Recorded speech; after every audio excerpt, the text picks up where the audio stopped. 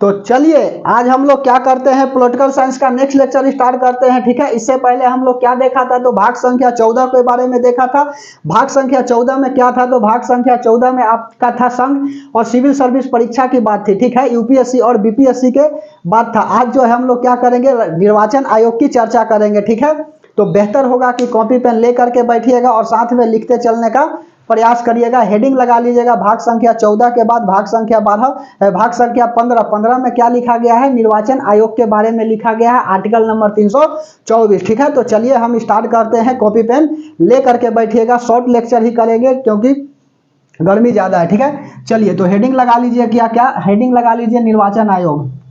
निर्वाचन आयोग, निर्वाचन आयोग कौन सा भाग में है, तो निर्वाचन आयोग आपका भाग संख्या 15 में है। ठीक है, अनुच्छेद बोला जाए तो 324 में है। ठीक है, अनुच्छेद 324 से कहां तक चल चाहे, 329 तक चल चाहे। ठीक है, 329 तक है, समझ में आ रही है बात। तो 324 से लेकर के 329 तक। ठीक है, तो सुनो 324 में क्या लिखा गया है, तो निर्वाचन आयोग की चर्चा की गई है। अनुच्छेद नंबर 324 क्या लिखा गया है, निर्वाचन आयोग की चर्चा। ठीक है, निर्वाचन आयोग की चर्चा। अब ध्यान से समझिए, इसको आसपास का जो भी सवाल बनेगा उसको लपेट लेंगे। पहला बात कि इसका गठन कब होता है, तो इसका गठन जो है आपका होता है 25 जनवरी 1950 को होता है। इसीलिए इस दिन क्या करते हैं हम लोग, मतदान दिवस मनाते हैं। ठीक है, लिख लीजिए 25 जनवरी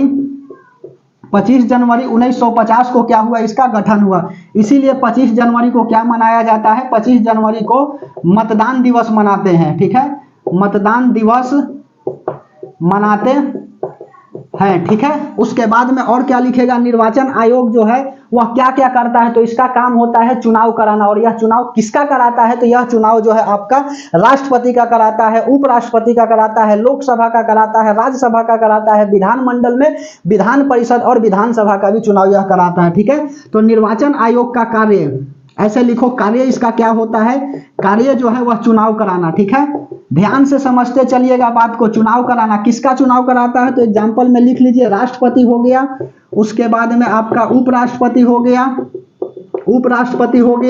उसके बाद में लोकसभा हो गया।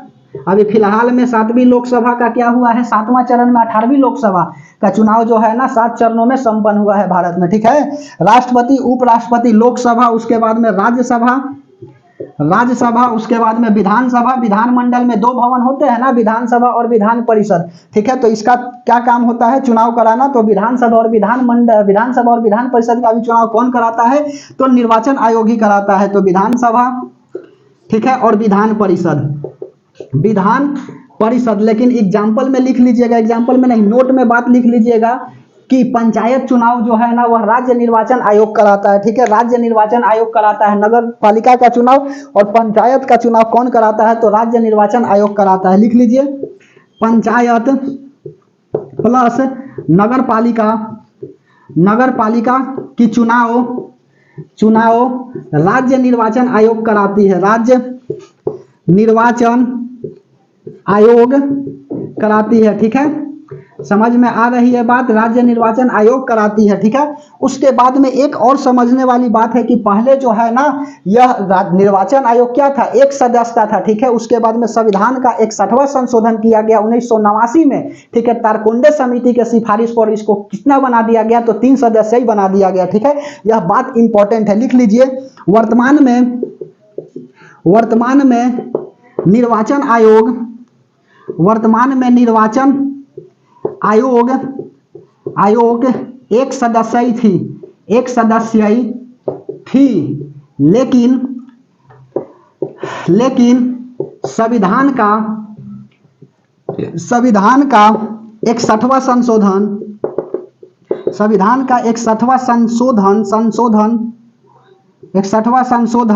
तारकुंडे समिति, ठीक है, संविधान का 61वां संशोधन तारकुंडे समिति के सिफारिश पर, तारकुंडे समिति 1989, यह भी लिख लीजिए, तारकुंडे समिति 1989 के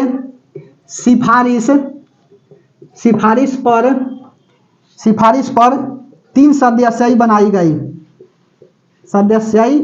बनाई गई। ठीक है, बनाई गई। और तारकोंडे समिति को अंडरलाइन करके लिख लीजिएगा बात को कि इसी समिति के सिफारिश पर क्या था, मतदान करने की आयु 21 वर्ष से घटा करके क्या कर दिया गया, तो 21 वर्ष से घटा करके आपका 18 वर्ष कर दिया गया। ठीक है, मतदान देने का अधिकार संवैधानिक प्लस राजनैतिक भी है। ठीक है, यह बात लिख देते हैं। तो तारकोंडे समिति पूछ देगा सवाल कि तारकोंडे समिति का जो है ना रिलेशन किससे है, किससे संबंध है। तो देख लीजिए तारकोंडे समिति का रिलेशन जो है ना, पहला बात कि निर्वाचन आयोग से भी है, 1 सदस्य से लेकर के 3 सदस्य कर दिया गया। और उसके बाद में मतदान की उम्र जो है ना 21 वर्ष से घटा करके क्या कर दिया गया, आपका 18 वर्ष कर दिया गया। ठीक है, संविधान का 61वां संविधान संशोधन। ठीक है, तारकोंडे समिति इसके तहत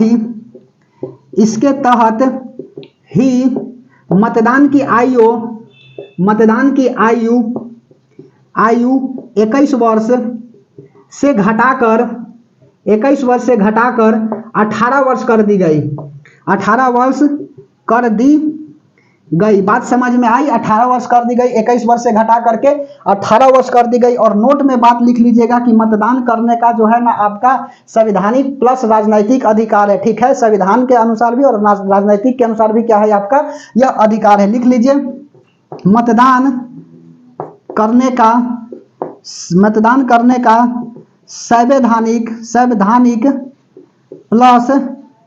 संवैधानिक प्लस राजनैतिक अधिकार है। ठीक है, राजनैतिक क्या है, अधिकार है। यह बात को मिटा दे। उसके बाद में और क्या लिखेंगे कि निर्वाचन आयोग की जो है ना नियुक्ति कौन करता है, तो राष्ट्रपति महोदय करते हैं। किसके सिफारिश पर करते हैं, तो प्रधानमंत्री के सिफारिश पर करते हैं। ठीक है, और ये अपना त्याग पत्र किसे देता है, यह सब खूब सवाल पूछता है छोटा छोटा एग्जाम में। बात समझ में आ रही है, तो चलिए लिख देता हूं, ध्यान से समझते चलिएगा। आप कंटेंट संभाल लीजिए, बाकी हम संभाल लेंगे। ठीक है, गर्मी लगे तो लगे, ठीक है, जब तक तोड़ेंगे नहीं तब तक छोड़ेंगे नहीं, यह मकसद होना चाहिए। ठीक है, चलिए और नेक्स्ट बात लिखता हूं, ध्यान से समझते चलिएगा। अगला पॉइंट में क्या लिखेंगे कि निर्वाचन आयोग की जो है नियुक्ति कौन करता है। ठीक है, निर्वाचन आयोग के बारे में कर रहे हैं तो निर्वाचन आयोग बार बार लिखने से कोई फायदा तो है नहीं। चलिए, इसकी नियुक्ति जो है वह कौन करता है, तो नियुक्ति जो है वह राष्ट्रपति जी करते हैं, प्रेसिडेंट करते हैं। किसके सलाह पर, तो प्रधानमंत्री के सलाह पर क्या करते हैं, यह आप नियुक्ति करते हैं निर्वाचन आयोग की। ठीक है, निर्वाचन आयोग अध्यक्ष की नियुक्ति कौन करता है, तो यही ना करता है। कौन निर्वाचन कराएगा, पहला कौन थे, सुकुमार सेन थे, यह भी सवाल पूछा हुआ है। और तो वर्तमान में कौन है, तो राजीव कुमार है। ठीक है, यह खूब पूछता है। तो नियुक्ति कौन करता है, राष्ट्रपति जी प्रधानमंत्री के सलाह पर। ठीक है, प्रधानमंत्री के सलाह पर क्या करते हैं, यह नियुक्ति करते हैं। प्रथम जो है ना निर्वाचन आयोग के कौन थे सदस्य, प्रथम निर्वाचन आयोग के कौन था अध्यक्ष, लिखो, अध्यक्ष मत लिखो, प्रथम निर्वाचन आयोग, 1 मिनट। चलिए, प्रथम निर्वाचन आयोग के आयुक्त कौन थे, तो यह जो थे ना आपका सुकुमार सेन थे। सुकुमार सेन, ध्यान से समझिएगा बात को। और वर्तमान में कौन है, तो वर्तमान में जो है आपका राजीव कुमार है। ठीक है, राजीव कुमार। ठीक है, समझ में आ रही है बात। उसके बाद क्या लिखेगा, नियुक्ति राष्ट्रपति जी प्रधानमंत्री के सलाह पर।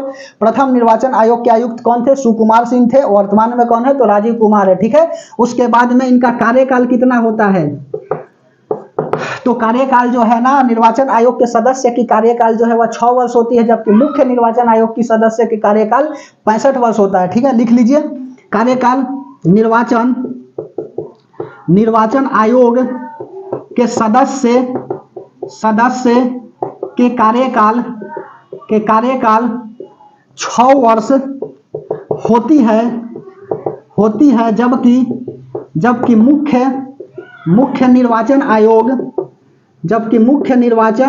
मुख्य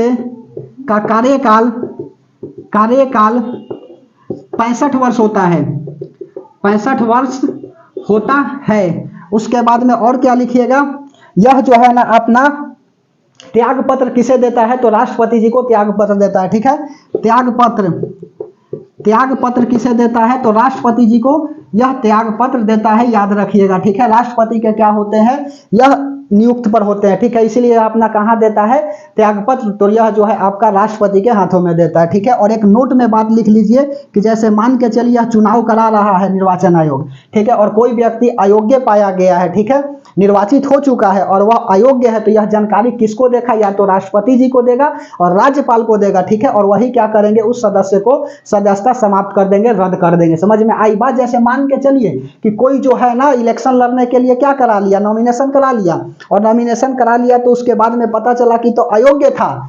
योग्य था ही नहीं, झूठ बात बोल दिया है। यह बात की पता चलेगा तो यह तुरंत जाकर के राष्ट्रपति जी को सूचित करेंगे, और नहीं तो राज्य में राज्यपाल को सूचित करेंगे, और जैसे ही सूचित करेंगे तो राज्यपाल या राष्ट्रपति उसको क्या कर देंगे? हटा देंगे, ठीक है। समझ में आ रही है बात? तो लिख लीजिए अयोग्य अयोग्य अयोग्य अयोग्य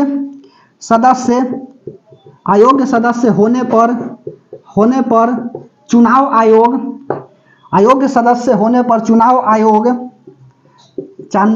आयोग इसकी जानकारी, चुनाव आयोग या निर्वाचन आयोग, चुनाव आयोग इसकी जानकारी, चुनाव आयोग इसकी जानकारी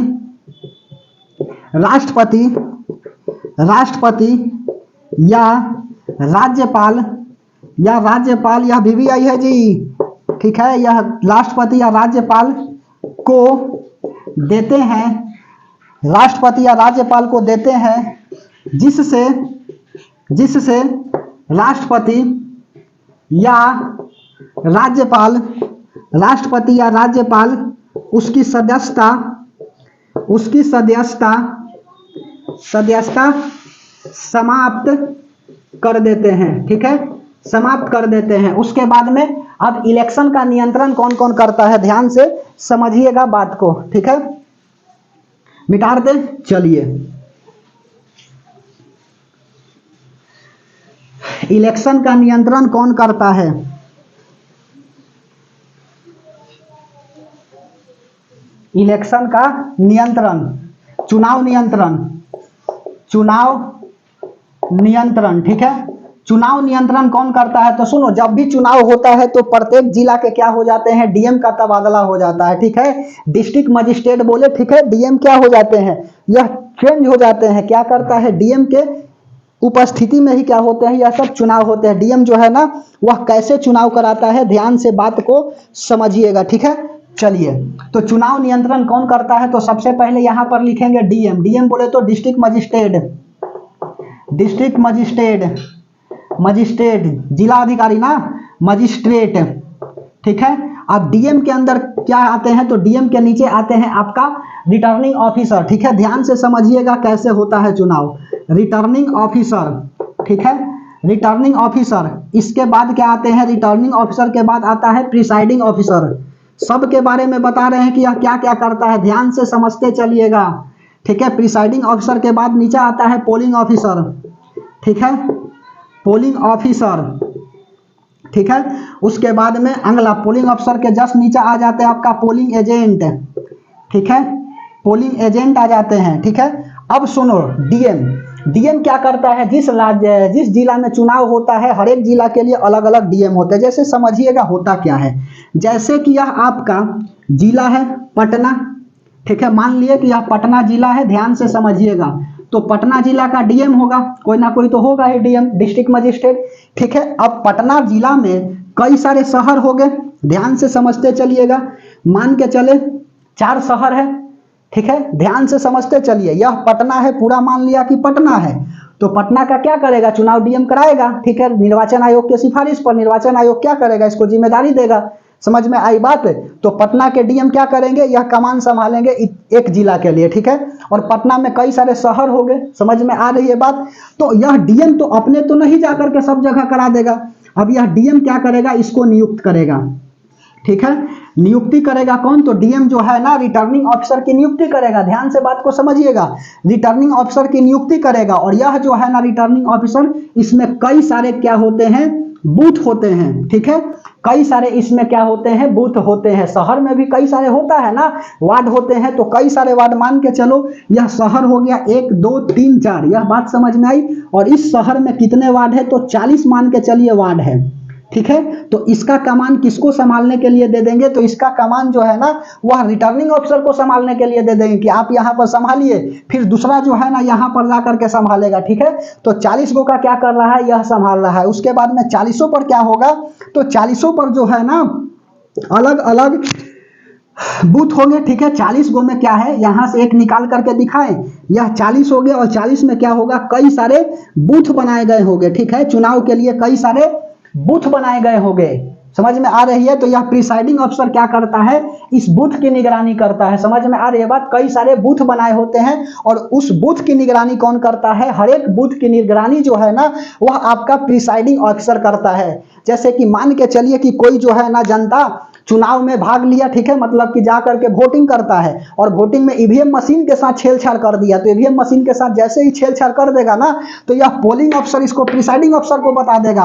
और प्रिसाइडिंग अफसर क्या करता है ना, तो प्रिसाइडिंग अफसर जो है वह तुरंत सीआरपीएफ वाला बगल में जो रहता है ना उसको बता देता है, कहता है कि कौन किया है, तो यह जा रहा है जो किया है। अब सीआरपीएफ वाला धर करके कचर देता है। समझ में आ रही है बात, तो ऐसा नहीं करना है। समझ में आई, तो ध्यान से समझते चलिए। यह प्रिसाइडिंग अफसर के नीचे क्या आता है, पोलिंग अफसर होता है। और हर एक बूथ पर क्या होते हैं, पोलिंग अफसर होते हैं, ठीक है। हर एक बूथ की जानकारी कौन कर रहा है, तो प्रिसाइडिंग अफसर कर रहे हैं। और इसमें क्या होते हैं, पोलिंग अफसर होते हैं। हर एक बूथ की क्या करता है, पोलिंग अफसर जानकारी लेता है। जैसे कि यहाँ पर 40 वार्ड की नियुक्ति कौन किया, रिटर्निंग अफसर 40 वार्ड को। और इसमें कई सारे बूथ है, तो कई सारे बूथ का कौन करेगा, तो कई सारे बूथ का जो है ना, एक वार्ड में एक ही थोड़ी होता है बूथ है। बात समझ में आ रही है कि बाउंस कर रहा है। जैसे मान के चलो, ऐसा नहीं ना कि एक वार्ड हो गया तो एक वार्ड में एक बूथ होगा, यह कौन कौन मान रहा है, गलत हो जाएगा। एक वार्ड में कई सारे बूथ हो सकते हैं, कई सारे हो सकते हैं, ध्यान से समझिए। तो कई सारे हो सकते हैं, तो कई सारे बूथ का जो है, जैसे मान के चलिए एक वार्ड में यदि 10 गो बूथ है तो 10 बूथ का कौन करेगा निगरानी, यही प्रिसाइडिंग अफसर करेगा। और इस 10 बूथ में प्रत्येक बूथ पर क्या रहेंगे, तो प्रत्येक बूथ पर पोलिंग ऑफिसर रहेंगे, ठीक है। प्रत्येक बूथ पर क्या रहेगा, पोलिंग अफसर रहेगा। और यह क्या करेगा, प्रत्येक बूथ की निगरानी करेगा। और पोलिंग अफसर भी क्या होंगे, तो पोलिंग अफसर भी यह 3 तरह के होते हैं, ठीक है। जैसे कि आपका पोलिंग अफसर 1, पोलिंग अफसर 2 और पोलिंग अफसर 3 होता है, ठीक है। अब क्या क्या करता है यह बात को बताते चलते, ठीक है, मिटा दे। यह बात समझ में आई। सबसे पहले क्या है, तो सबसे पहले मान के चलिए आपका जिला है, तो जिला का मालिक डीएम, ठीक है, डिस्ट्रिक्ट मजिस्ट्रेट। अब जिला में कई सारे शहर है, तो कई सारे शहर को देखने के लिए क्या करेंगे, तो डीएम नियुक्त करते हैं, किसको, रिटर्निंग अफसर को, ठीक है। रिटर्निंग अफसर को क्या कर देते हैं, नियुक्त कर देते हैं। और कई सारे शहर हो गए, तो एक शहर में कई सारे क्या हो जाएंगे, बूथ हो जाएंगे। ध्यान से समझिए, कई सारे क्या हो जाएंगे, बूथ हो जाएंगे, वार्ड हो जाएंगे। तो उसकी नियुक्ति करने के लिए रिटर्निंग अफसर किसका सहायता ले लेगा, प्रिसाइडिंग अफसर। और प्रिसाइडिंग अफसर क्या करेगा कि जब बूथ है, एक वार्ड में कई सारे बूथ है, तो यह प्रिसाइडिंग अफसर क्या कर लेगा, पोलिंग अफसर की सहायता ले लेगा। और हर एक बूथ पर पोलिंग अफसर क्या करेंगे, निर्वाचन कराएंगे। समझ में आई बात, तो ध्यान से समझिएगा कि पोलिंग अफसर 1 क्या है, पोलिंग अफसर 2 क्या है, पोलिंग अफसर 3 क्या है। और पोलिंग एजेंट तो यह नेताजी का क्या होता है, रिश्तेदार होता है जी। चलिए मिटा रहे इसको, यहां से ध्यान से समझिए, लिख देता हूं थोड़ा सा डिटेल में। यह तो एग्जाम्पल से हम समझाए हैं कि ऐसा चुनाव होता है, ध्यान से समझिएगा। चलिए, तो डीएम डिस्ट्रिक्ट मजिस्ट्रेट यह क्या होता है, सबसे ऊपर होता है जी मुख्य, इसका क्या होता है, जिला अधिकारी ना, जिला अधिकारी, ठीक है। इसी को जिला कलेक्टर भी बोला जाता है, झारखंड वगैरह में कलेक्ट करता है। कोई कोई कहता है ना कि पढ़ लिख करके राजा बनोगे, ठीक है, पढ़ लिख करके राजा बनोगे, उससे पूछना कि डीएम का जो पावर है ना, यह राजा से कम नहीं है जी। जो भी कलेक्ट होता है ना टैक्स जिला से, यही करता है। समझ में आई बात, बोलिए। तो पढ़ाई तो करना ही पड़ेगा, अपने आप को घिसना पड़ेगा, मेहनत करना पड़ेगा, ठीक है, बिना मेहनत के कुछ नहीं होता है। तो डीएम क्या करता है, इसकी नियुक्ति करता है, ठीक है, इसकी नियुक्ति करता है। क्यों नियुक्ति करता है, क्योंकि जिला में कई सारे शहर होते हैं, नियुक्ति करता है, ठीक है। क्योंकि क्योंकि क्योंकि प्रत्येक जिला में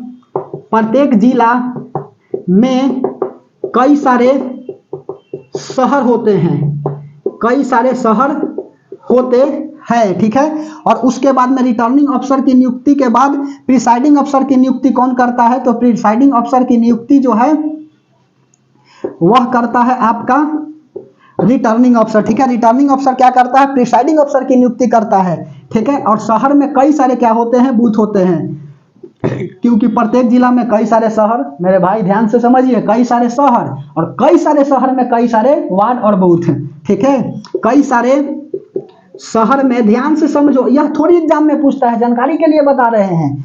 कई सारे शहर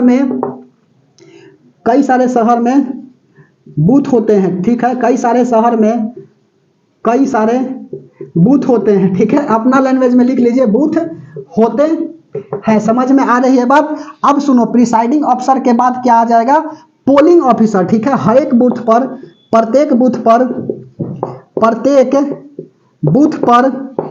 प्रत्येक बूथ पर चुनाव कराने की जिम्मेदारी किसे होती है, तो कराने की जिम्मेदारी जो है वह होता है आपका पोलिंग ऑफिसर का, ठीक है। अब पोलिंग ऑफिसर भी 3 तरह के होता है, जैसे देखो, पहला पोलिंग ऑफिसर 1 आ गया, ठीक है। पोलिंग ऑफिसर 2 आ गया, ठीक है, समझ में आ रही है बात। और उसके बाद में तीसरा पोलिंग ऑफिसर 3 आ गया, समझ में आई। Polling officer 1, polling officer 2, polling officer 3। Polling officer 1 क्या करता है, तो पोलिंग ऑफिसर 1 जो है ना, 1 मिनट, इतना ना गर्मी है ना जी की हालत खराब हो जा रही है, लेकिन फिर भी जब तक तोलेंगे नहीं तब तक छोड़ेंगे नहीं, ठीक है। मार तेरी हर बूंद की पसीना को मोतिया चमकाऊंगा, सपने बड़ा देखना, पूरा करके तेरा सेल नहीं दिखलाएगा, ठीक है। चलिए, यह क्या करता है, आईडी मिलाता है। जैसे मान के चलिए कि कोई वोट देने गया, तो पहचान पत्र लेकर के जाएगा ना, आधार कार्ड लेकर के जाएगा ना, कोई एगो तो आइडेंटिफिकेशन लेकर के जाना चाहिए, आइडेंटिटी कार्ड, तभी जाकर के तो आपको वोटिंग देने पड़ेगा।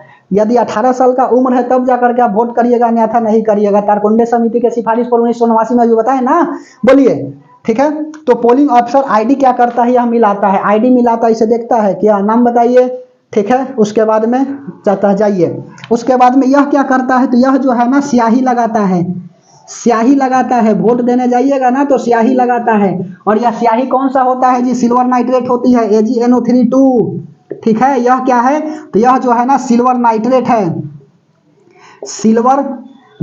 है, ध्यान से समझिएगा बात। देखो होता क्या है, सिल्वर ब्रोमाइड हो गया, AgBr, सिल्वर आयोडाइड हो गया, और सिल्वर नाइट्रेट हो गया। यह तीनों को याद रखना, silver bromide, silver iodide, silver nitrate. यह जो है ना फिल्म वगैरह जो है ना उसमें किया जाता है, ठीक है।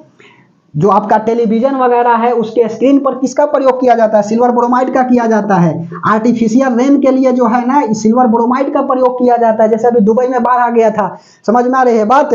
तुर्की, साइप्रस, सीरिया, लेबनान, इजराइल, फिलिस्तीन, जॉर्डन, मिस्र, Saudi Arab, Yemen, Oman, UAE, Qatar, Bahrain, Kuwait, Iraq, Iran, ठीक है।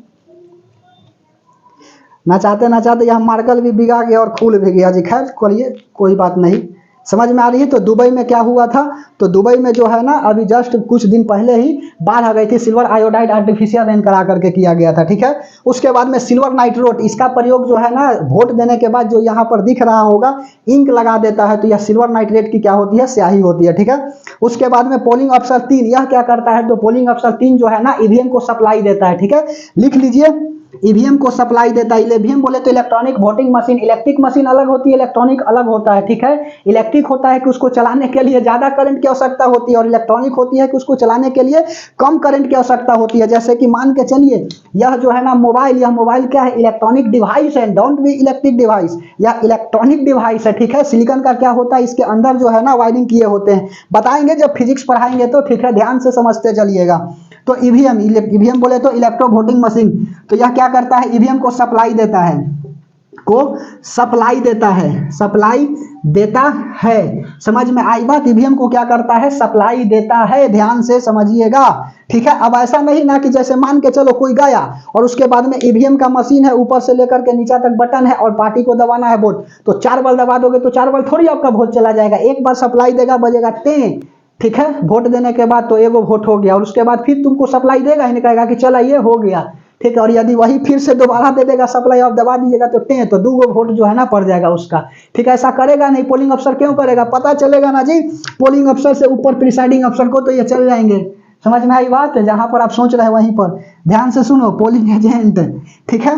पोलिंग ऑफिसर, अब पोलिंग ऑफिसर के नीचे क्या आता है, पोलिंग एजेंट आता है, और पोलिंग एजेंट की नियुक्ति कौन करता है, तो प्रिसाइडिंग अफसर करता है। ऐसा नहीं कि पार्टी जी के नेता करते हैं, यह जो है ना करता क्या है, यह जो है करीबी होता है नेता का, यह आईडी वगैरह मिलाने में मदद करता है, ठीक है। कहता है कि चाची किस पार्टी को वोट दीजिएगा, कफन छाप को ना, ठीक है, तो कहेगा कि ना ना कफन छाप को ना देंगे, अपने पार्टी को दे देंगे, ठीक है, समझ में आ रही है बात। तो यह क्या करता है, करीबी इसको कहता है कि ठीक है मिला देते हैं, हाँ इसमें लग जाइए, मदद करता है, इस लाइन में लग जाइए, वोट इसी में आपका पड़ेगा, ठीक है। तो यह पोलिंग एजेंट क्या होता है, तो यह नेताजी का करीबी होता है। नियुक्ति लिख लो, नियुक्ति पूछ देगा तो नियुक्ति कौन करता है, तो नियुक्ति जो है वह प्रिसाइडिंग अफसर करते हैं, प्रिसाइडिंग ऑफिसर करता है, ठीक है। प्रिसाइडिंग अफसर क्या करता है, तो पोलिंग एजेंट की नियुक्ति करता है। और पोलिंग एजेंट होता क्या है, नेताजी का करीबी, नेताजी का करीबी, समझ में आई बात। नेता ससुर को ये सब थोड़ी पता होता है कि प्रिसाइडिंग अफसर, पोलिंग अफसर,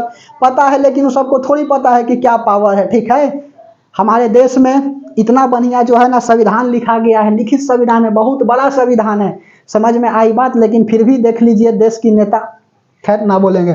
नियुक्ति प्रिसाइडिंग अफसर नेताजी का क्या होता है, या पोलिंग एजेंट करीबी होता है। अब ईवीएम के बारे में क्या करते हैं, लपेट लेते हैं। अच्छा, जो एक सवाल यहाँ पर यह लिखोगे कि ईवीएम में मान के चलिए गड़बड़ी वगैरह जो है ना आ गया तो कौन सुधारेगा, ठीक है। जैसे ईवीएम में वोटिंग हो रही है और गड़बड़ी आ गया तो कौन करता है, सेक्टर मजिस्ट्रेट करता है। लिख लो, ईवीएम के तकनीकी जो है ना सुरक्षा, तकनीकी गड़बड़ी कौन ठीक करता है, तो सेक्टर मजिस्ट्रेट करता है। यहाँ पर लिख दें तो लिख लीजिए, ईवीएम के तकनीकी खराबी सेक्टर मजिस्ट्रेट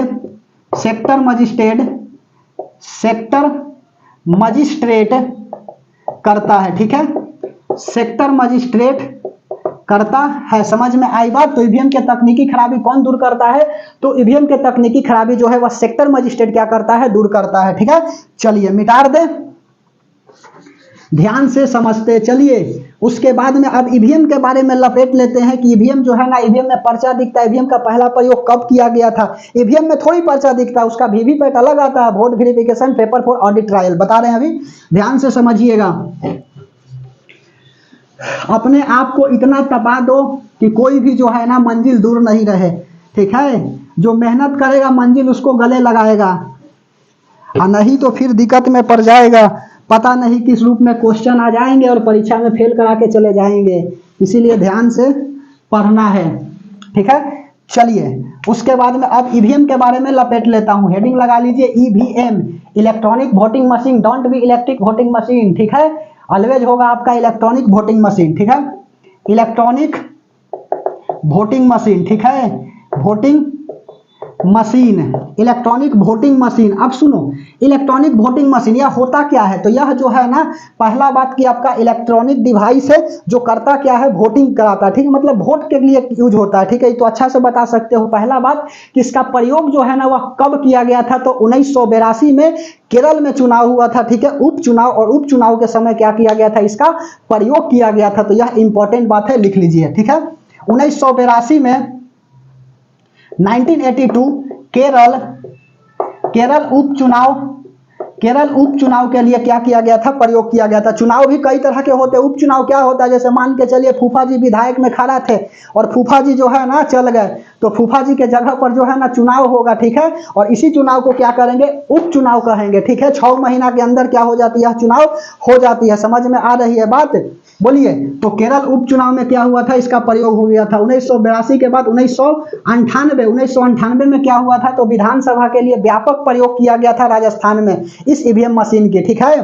तो लिख लीजिए राजस्थान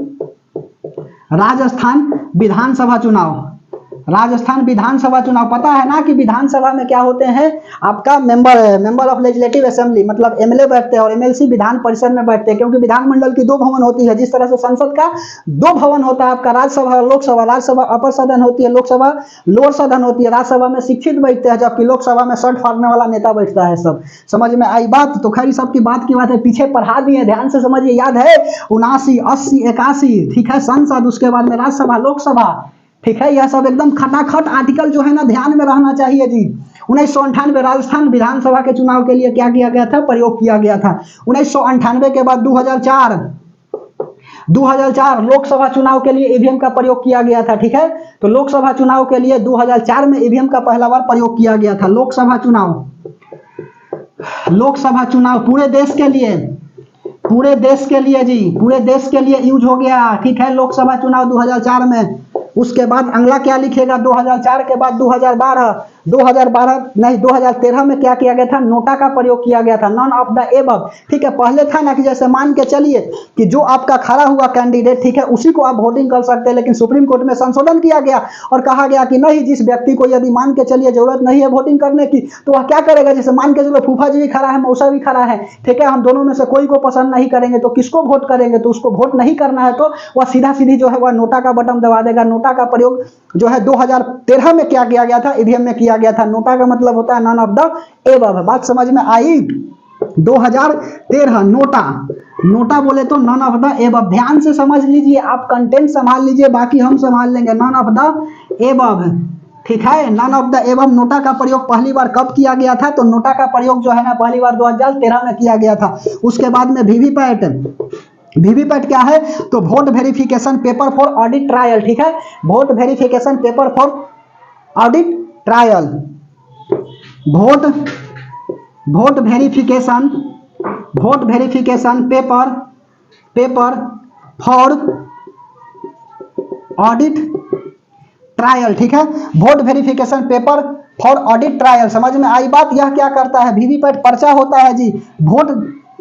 वोट देने के बाद क्या होता है, तो वोट देने के बाद जो है ना यह पर्चा दिखता है। समझ में आ रही है बात?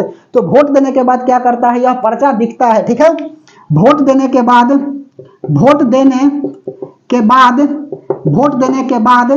पर्चा दिखता है, ठीक है, पर्चा दिखता है।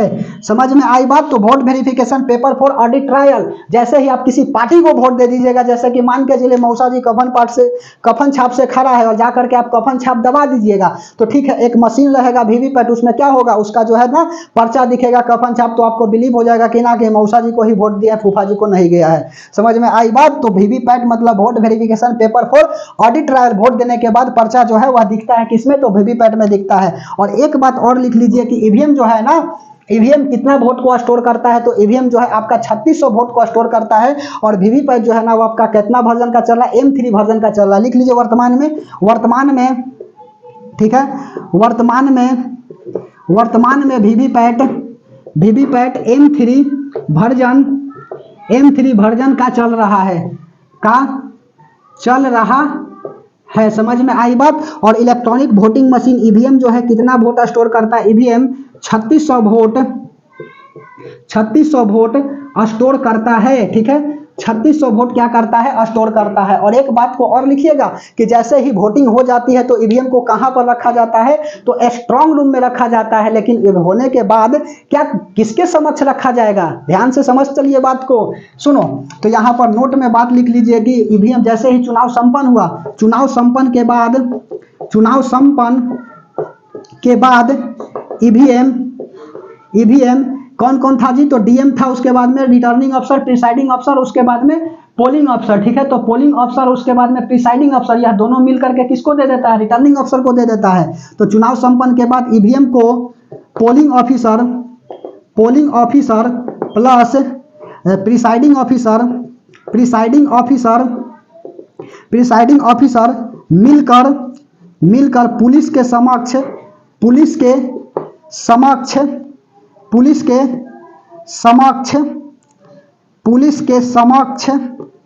पुलिस के समक्ष रिटर्निंग अफसर को दे देता है, पुलिस के समक्ष रिटर्निंग ऑफिसर को दे देता है, ठीक है, दे देता है। बात समझ में आ रही है? चुनाव संपन्न के बाद ईवीएम को पोलिंग अफसर प्लस प्रिसाइडिंग अफसर मिलकर पुलिस के समक्ष रिटर्निंग अफसर को दे देता है। और रिटर्निंग अफसर क्या करता है, तो रिटर्निंग अफसर जो है ना, रिटर्निंग ऑफिसर या डीएम को दे देता है, ठीक है, रिटर्निंग अफसर किसको दे देता है, तो यह ईवीएम मशीन को डीएम को दे देता है। समझ में आ रही है बात? डीएम बोले तो डिस्ट्रिक्ट मजिस्ट्रेट, और यह डीएम जी क्या करते हैं, तो डीएम साहब जो है ना स्ट्रांग रूम में ईवीएम को रख देते हैं। स्ट्रांग रूम में ईवीएम क्या हो जाता है, रखा जाता है। स्ट्रांग रूम में ईवीएम रखा जाता है। बात समझ में आई? तो स्ट्रांग रूम में क्या किया जाता है, ईवीएम को रखा जाता है, ठीक है। तो स्ट्रांग रूम में क्या किया गया, ईवीएम को रखा जाता है। उसके बाद में और क्या लिखिएगा, स्ट्रांग रूम, 1 मिनट बना रहिएगा।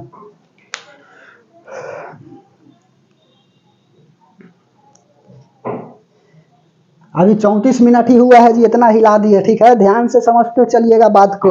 बहुत ज्यादा गर्मी है, कहने की बात ही नहीं है, ठीक है, फिर भी जब तक तोड़ेंगे नहीं तब तक छोड़ेंगे नहीं।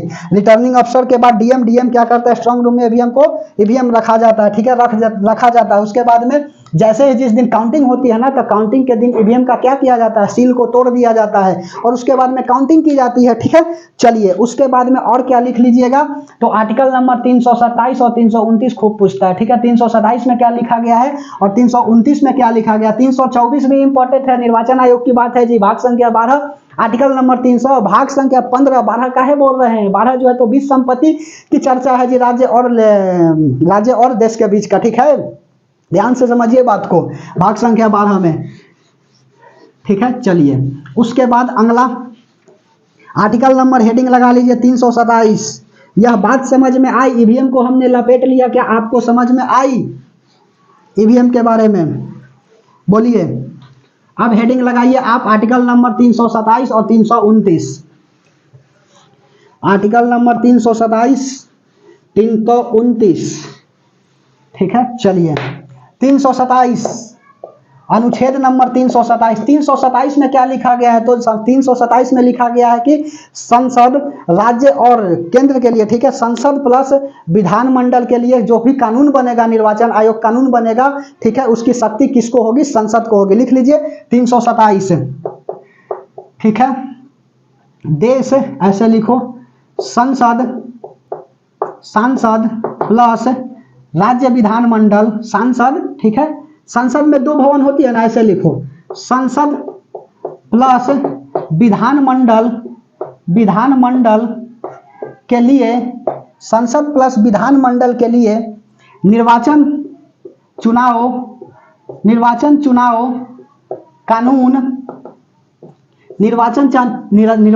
कानून बनाने की शक्ति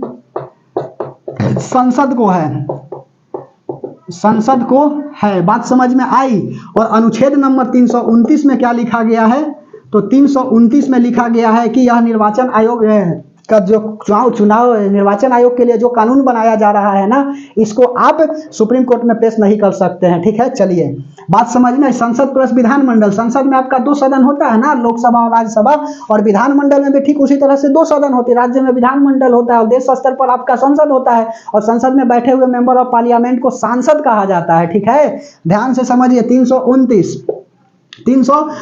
में क्या लिखा गया है, तो 329 में लिखा गया है कि संसद प्लस विधानमंडल के निर्वाचन चुनाव कानून के लिए जो कानून बनेगा वह आप क्या कर सकते हैं, सुप्रीम कोर्ट में पेश नहीं कर सकते हैं, न्यायालय में परिवर्तनीय नहीं है। लिख लीजिए संसद प्लस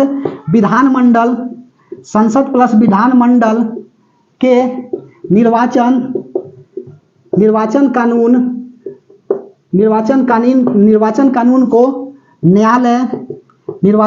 को न्यायालय में पेश नहीं कर सकते हैं,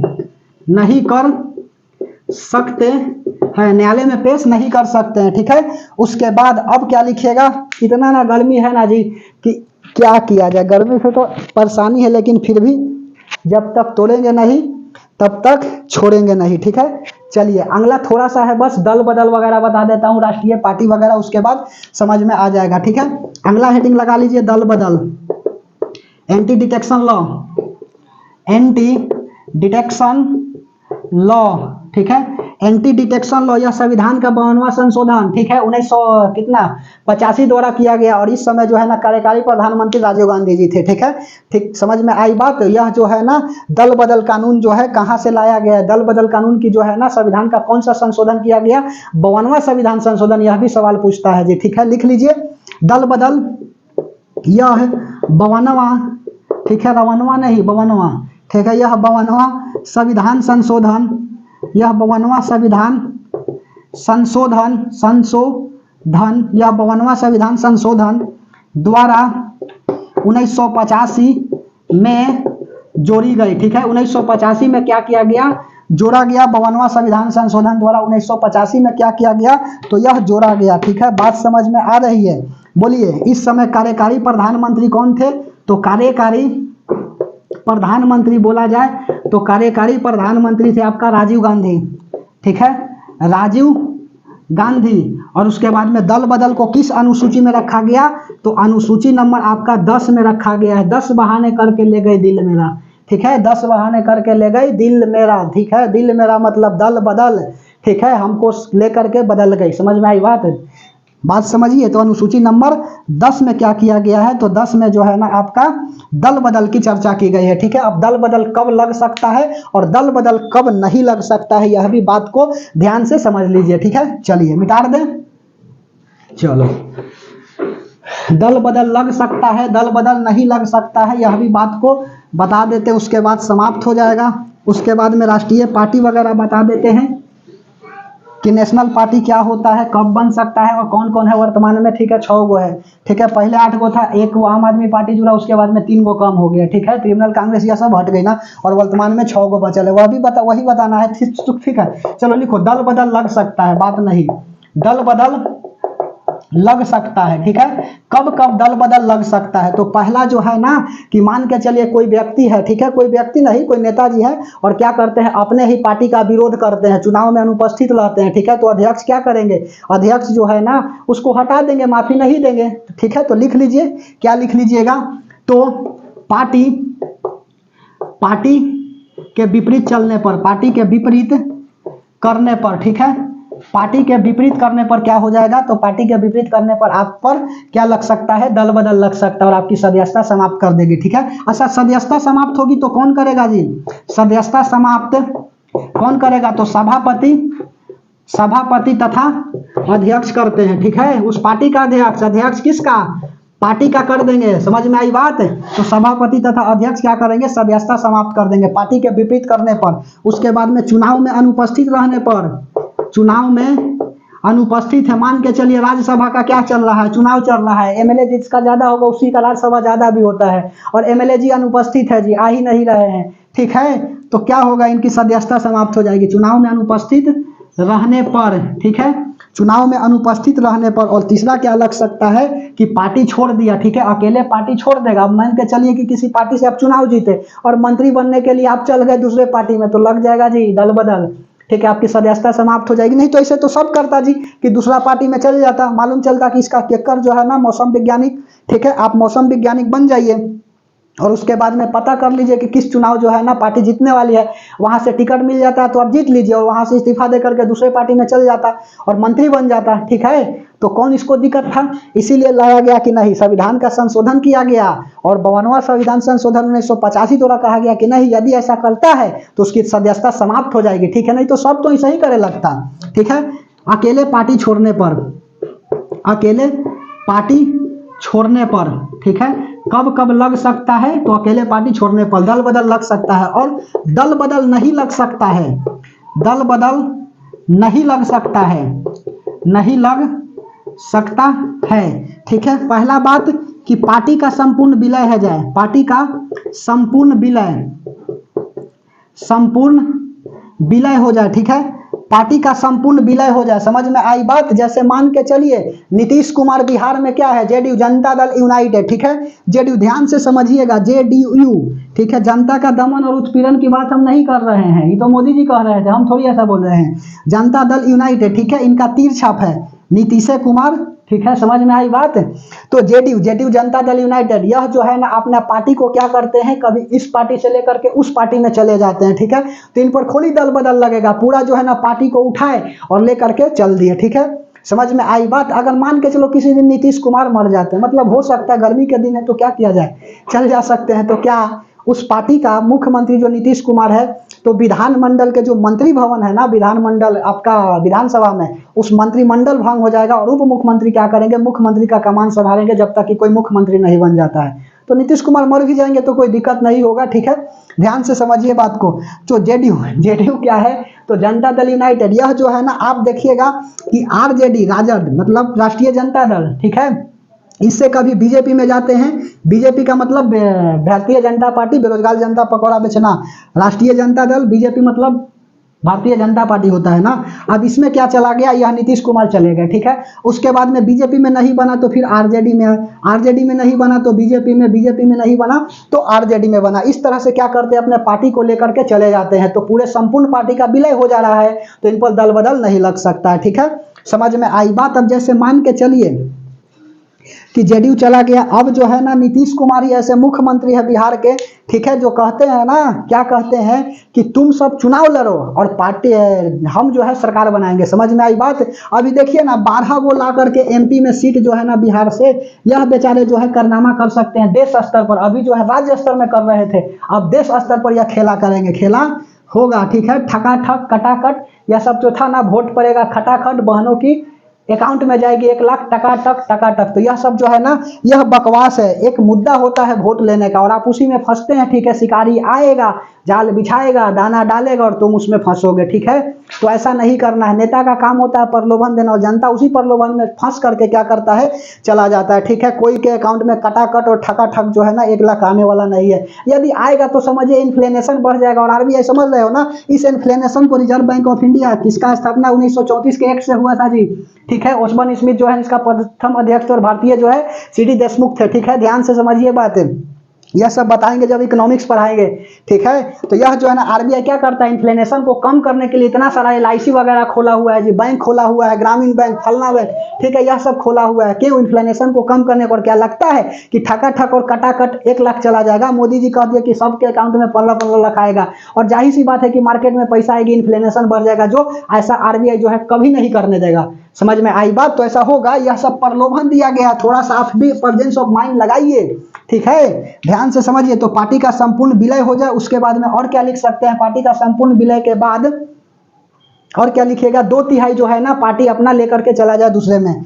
2/3 बोले तो 70%, 70% पार्टी, 70% सदस्य दूसरी पार्टी ज्वाइन कर ले, दूसरी पार्टी ज्वाइन कर ले, दूसरी पार्टी ज्वाइन कर ले। उसके बाद में तीसरा क्या लिख सकता है, तो तीसरा लिख सकते हैं कि पार्टी जो है ना खुद उसे निकाल दे, ठीक है। पार्टी जो है स्वयं क्या करे, उसे निकाल दे, ठीक है।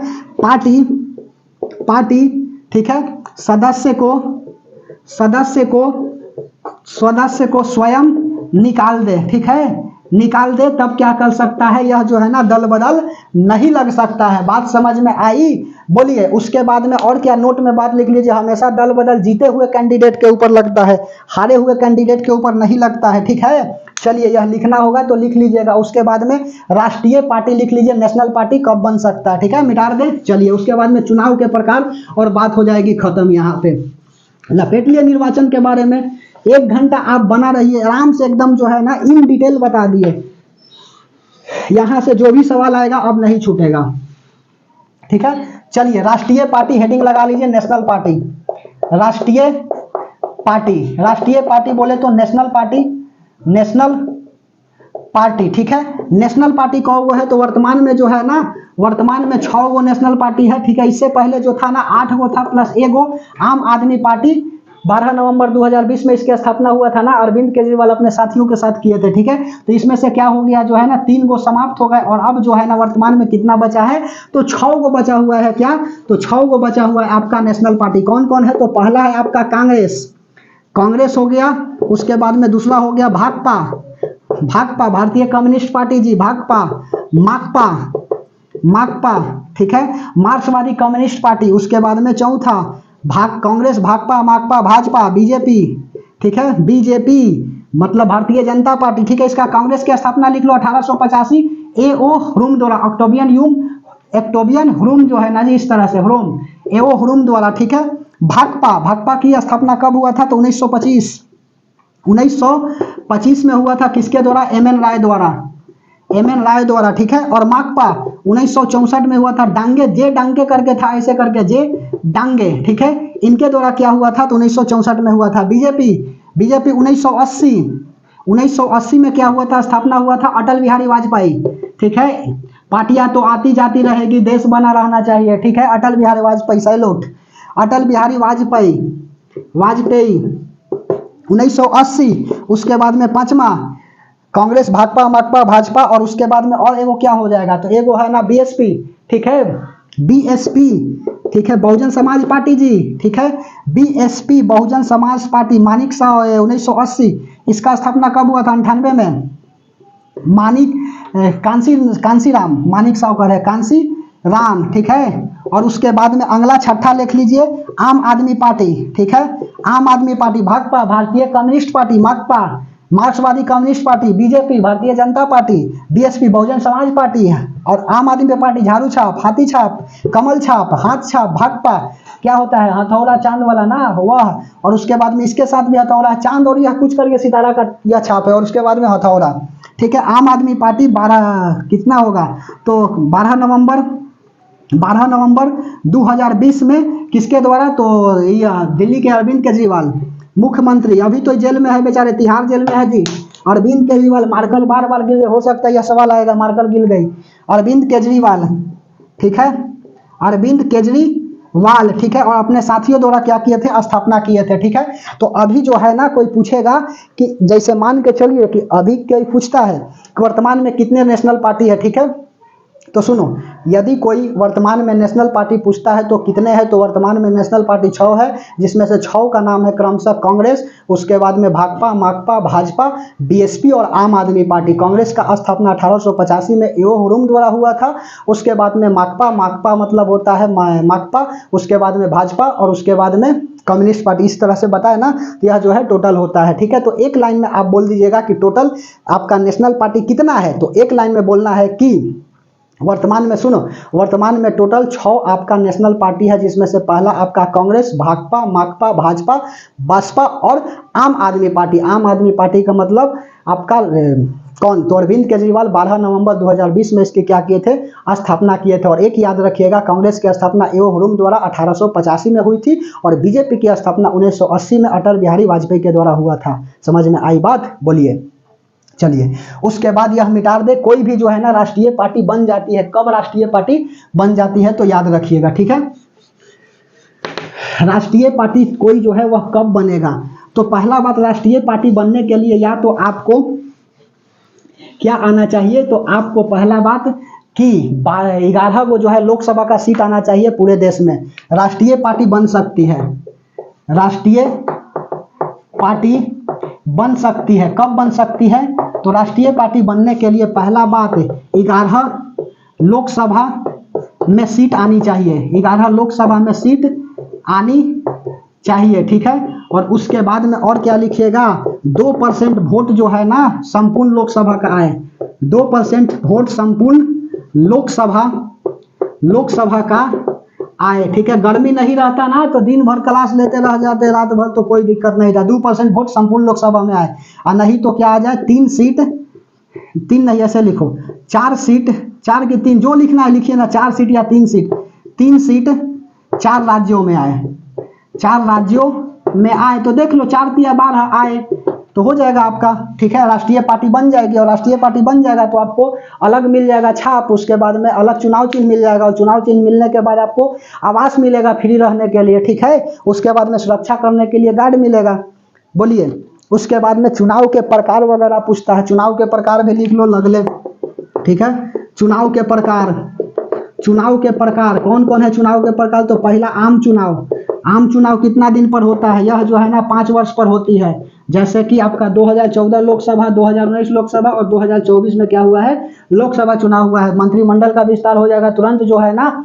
हम क्या करेंगे, इस पर वीडियो अपलोड कर देंगे, ठीक है, कौन कौन मंत्री बना है।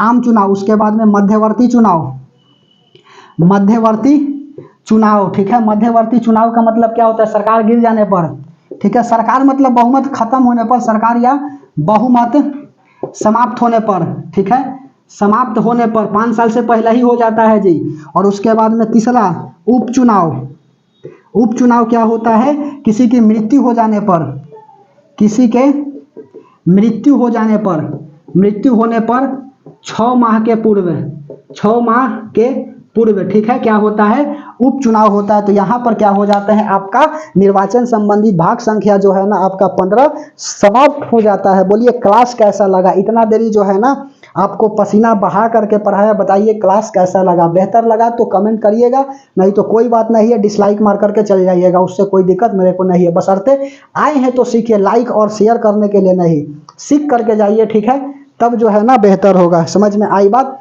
और मंजिल को क्या करना है, भेजना है, ठीक है, क्योंकि बेहतर के से बेहतर की तलाश करें, मिल जाए नदी तो समुद्र की तलाश करें, टूट जाते हैं शीशे पत्थर की चोट से वैसे शीशे की तलाश करें जिससे पत्थर टूट जाए। समझ में आई बात? तो ध्यान से पढ़ना है। इसीलिए बोलते हैं ना कि जिंदगी में कभी मायूस मत मन जिंदगी में कभी मायूस मत होना, कभी भी तेरा नाम बन सकता है। अगर दिल में हो आग और हौसला है बुलंद तो अखबार बेचने वाला भी डॉक्टर एपीजे अब्दुल कलाम बन सकता है। ठीक है, तो हम लोग नेक्स्ट लेक्चर के साथ अगले क्लास में मिलेंगे। तब तक के लिए धन्यवाद।